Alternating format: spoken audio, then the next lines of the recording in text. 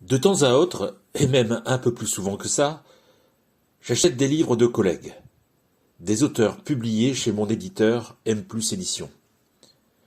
Hélas, certains restent sur ma palle un peu trop longtemps. Ma palle patine, comme on dit, pour ceux qui ont la ref. Et puis parfois, je ne fais pas de retour de lecture. Il faut dire que c'est pas trop mon truc. Je sais, c'est dommage. En quelques mots, un mort est un mot qui ne manque pas d'air. Je voulais ici vous donner un avis sur Putain de Karma, de Guillaume Coquery. Ce livre a reçu le prix de l'embouchure 2023. Ça vous embouche un coin, hein? D'après l'auteur, c'est le 3e volume d'une trilogie, mais je gage que, enfin, je n'en sais rien, hein. Ah oui, je n'ai pas lu les 2 premiers. Pas encore.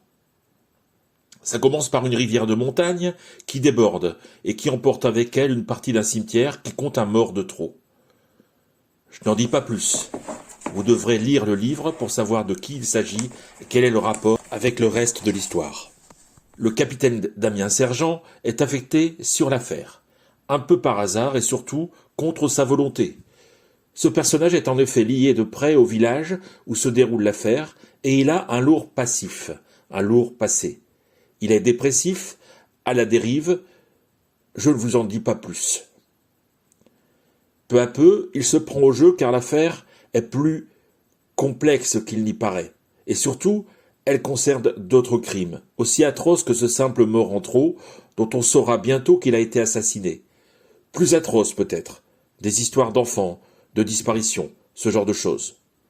Une équipe finit par se constituer, ou plutôt se reconstituer autour du capitaine Sergent, personnage emblématique qui a notamment la faculté de comprendre beaucoup de choses sur les gens juste en les observant. Et aussi au prix d'un travail acharné. Peu à peu, l'enquête avance et Damien va de mieux en mieux. Finalement, le travail, et ensuite, un très long épilogue, très important. Et ensuite, un court chapitre qui s'intitule « Après la fin », inattendu lui aussi. Remarquable. J'ai adoré ce livre. C'est un pavé, et la seule critique qu'on puisse lui faire, c'est son poids. Pour le reste, pouce bleu.